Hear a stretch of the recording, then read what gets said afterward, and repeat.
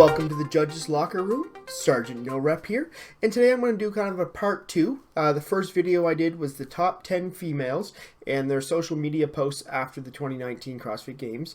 Now I'm going to look at the top 10 males in their posts after the 2019 CrossFit Games. So first we'll take a look over at the leaderboard.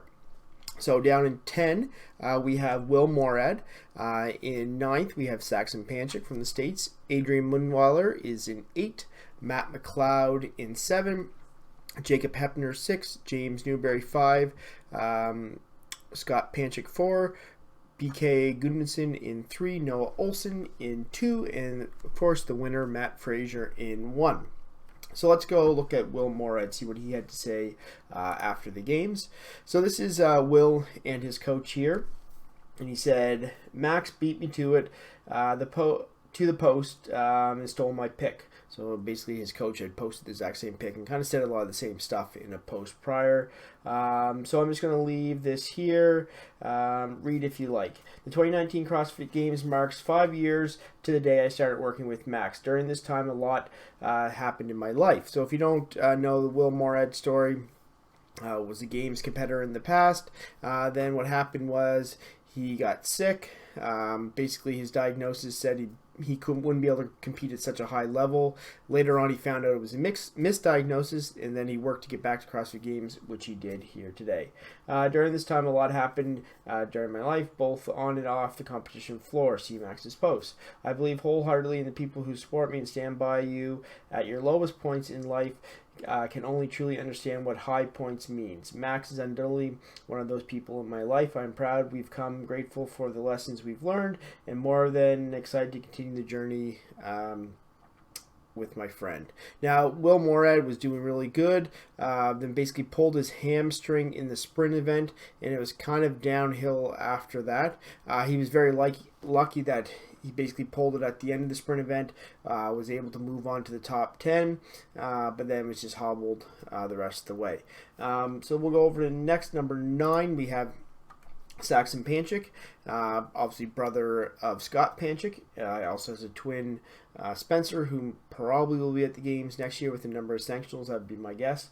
One of the turning points for me at the CrossFit Games was the sprint event. I found myself on the bubble for each cut up to this point, knowing that I had one slip up. So Saxon Panchik. So one turning point for me at the CrossFit Games was the sprint event. I found myself on the bubble for each cut up to this point, knowing that if I had one slip up, my weekend could be over. This tested my body to see what it was capable of. I felt like I ran 5 max effort miles at this point of the competition. The event showed that my body is capable of great things. This was one of the highlights of the weekend, and it was my first event win at the CrossFit Games. So good on him, a young guy. He's going to be a rising star in the sport. Then we move on to Adrian Munweiler. He didn't really post much. He just posted he's the 8th fittest man in the world. It looks like he's been out partying ever since. You can see his CrossFit or his feed here. Here's a nice little picture of him with his mates. A little party never killed everybody, dancing queens. So then we'll go to Matt MacLeod. Matt MacLeod looked really good at the games. He said, my first games in the books. Big thanks to everyone who supported me. I will be doing a full post showing appreciation later. He hasn't posted that yet. There was a nice picture here when Tia and him raced to the end of the finish line. The swim event, it was the swim and the paddle. They were neck and neck the whole way. When Tia got out of the water, she basically said, "Let's race." Tia beat him. He says he didn't hear her say it, but anyway, that was a nice little event there. Jacob Heppner didn't really have any games post. He put something on YouTube. If you want to go over Jacob Heppner's YouTube channel, you can see that. There's a funny video here if you want to watch it as well. You're welcome, world. A romantic montage of all the pictures hugging I have with Noah Olsen. So that was kind of a little funny thing you put here. Just goes through a bunch of photos of the two of them hugging. Obviously, Jacob Heppner is a pretty fun guy to be around. But yeah, if you want to switch over his YouTube channel, you can see what he had to say about the games. James Newberry, receiving the most improved athlete at the CrossFit Games, was a big highlight for me. 18th previous best to the top 5 place overall in the world. It goes to show consistency, hard work, and always showing up pays off. Some people have the ability to excel at things instantly, and others just are slow burners. Embrace your kind. And then he put some of his sponsors there. Now his coach that he started working with, it's probably helped bring him up to this level, is Michelle Latondra. She obviously works with Laura Horvath, Patrick Vellner. So that was a nice improvement for him. He looked really good at the games. He probably even could have, just a little different missteps, he probably could have placed one place higher. But yeah, great games for James Newberry. Now Scott Panchik, I've been around the sport for probably about 10 years. The placing may have been the same, but 2012 Scott Panchik would have caught a beating from the 2019 Scott Panchik. So obviously back in 2012 he placed fourth as well, just outside the podium. It's been so amazing to see how the sport has evolved and how incredible it's been to be part of it over the past 8 years. Thank you for everybody for the support this weekend. So yeah, he's probably nearing the end of his career, but definitely coming up fourth. It was a great weekend for him. I probably think he was helped a little bit too by how the cut system was, so he's only fighting against those top 10. There were some weaker athletes in that top 10, like if you would have thrown in a Brent Fikowski or Pat Vellner in that mix, the placings would have changed. But anyway, congratulations to Scott Panchik as well. BK Carl Gudmundsson obviously came in third place. Had a third place years back. My 2019 CrossFit season ended with a podium finish. That was my goal. I knew I could reach it, and it gave me everything, and I gave it everything I had. I have dreamed of standing on the podium again since it happened in 2015. I've been putting my body on the line every single day in order to reach that goal. I train alone most of the time, without anybody cheering me on. I've learned to push myself further and further as time has passed in order to become the fittest on earth. There's a lot of people that I want to thank. I would never have made it this far. I did have an awesome team around me.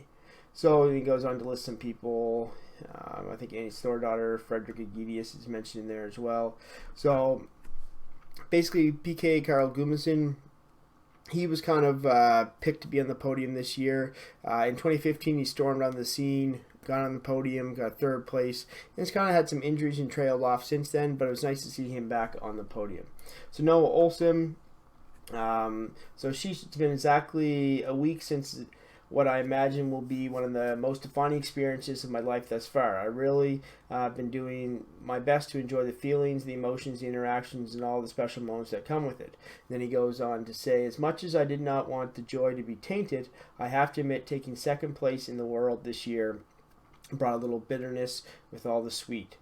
Being so close to becoming the world champion, crowned the fittest man on earth, but having it slip away right at the very end was tough. So basically, as you know, Noah got the leader's jersey, I think it was on Saturday. He held that right up until, I think it was the very last event. And basically, he would have had to beat Matt Fraser and have a couple people fall within him, but he couldn't hold off a charging Matt Fraser. Matt Fraser was just too strong. And again, things could have changed again if like a Pat Vellner or Brent Fikowski were up there to help put people in between him and Matt Fraser, but the guys that were on the floor there really couldn't place themselves between the two. Noah and Matt were kind of the cream of the crop of that top 10. But yeah, great performance by him. Then obviously Matt Fraser, the champion, didn't really have much to say. He's done a bunch of interviews since then on different channels, but he has the cups. He has his $300,000 prize purse. And he also, I think he made about $322,000 when you add up the event wins and stuff like that. And then the hashtag hard work pays off. And then there was another post, I think it was this one over here. He talks about having the best training partner. So him and Tia train up in Mayhem most of the time. And then basically what Matt does every year, as you can see here, he heads to his cottage up north and he just hangs out with his fiance and just has a kind of a chill week before he obviously gets start going again because he opens in October. But you can see him just laying on the dock, working on his dance moves over here, and doing a little water skiing here.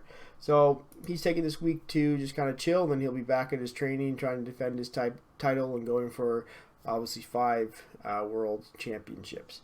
So anyway, I hope you liked this video. Give it a like down below, and we'll talk to you later.